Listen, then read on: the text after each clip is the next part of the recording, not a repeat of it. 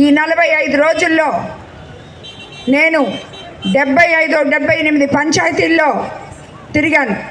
ప్రతి గ్రామంలో, ప్రతి దగ్గర, ప్రతి నాయకులు, స్థానిక నాయకులు నేను వెళ్ళే ముందే వాళ్ళని సమస్యలు అడిగి కనుక్కొని మరి నేను వాటి గురించి మాట్లాడుతున్నాను. కానీ ఏ గ్రామంలో కూడా ఒక సమస్య కాదు, ఎన్నో సమస్యలు ఉన్నాయి.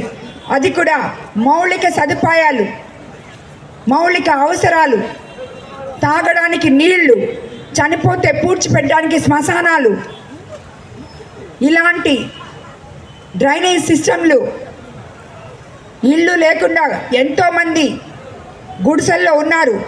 వాళ్ళకి ఎంతోమందికి ఇళ్ళు ఇచ్చినా వాళ్ళు పట్టాలు ఇవ్వలేదు. అదే తెలుగుదేశం పార్టీ